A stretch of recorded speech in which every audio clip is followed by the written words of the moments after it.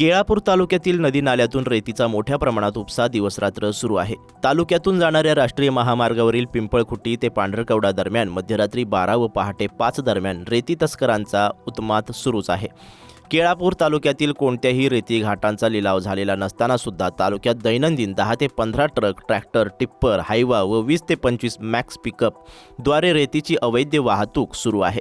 नदी नाल्यातून होत असलेल्या रेतीच्या उपस्यामुळे शासनाचा लाखो करोडोचा महसूल सुद्धा बुडत आहे। रेती तस्करांवर कार्यवाही करण्याचे प्रमुख अधिकार महसूल विभागाकडे आहे। तत्कालीन उपविभागीय अधिकारी याशिन नागराजन यांच्या कार्यकाळात तस्करांना धडकी भरली होती। नागराजन यांच्या कार्यकाळात तस्करांवर कार्यवाह्या होत होत्या व कारवाईत जप्त करण्यात आलेली वाहने लवकर सोडवण्यात येत नव्हते। मात्र त्यांच्या बदलीनंतर या कार्यवाह्या थंडावल्या आहेत। या व्यवसायात भांडवल व वेळही कमी लागतो, तर पैसा जास्त कमवता येत असल्याने या व्यवसायातही आता पूर्वाश्रमीचे गुन्हेगार राष्ट्रीय पक्षाचे तालुक्यावरील पदाधिकारी जास्त संख्येने गुंतले आहेत।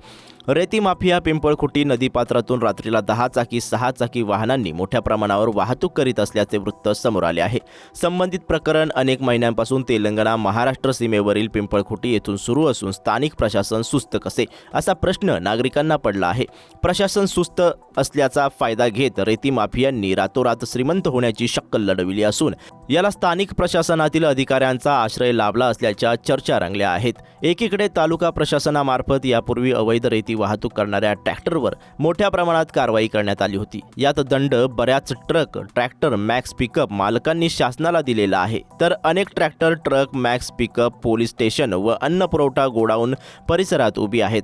रात्री बेरात्री truck, tractor, Hyva, max pickup सारखे वाहने कर्कश आवाजात बेलगाम धुमाकूळ घालत असल्याचं चित्र आहे।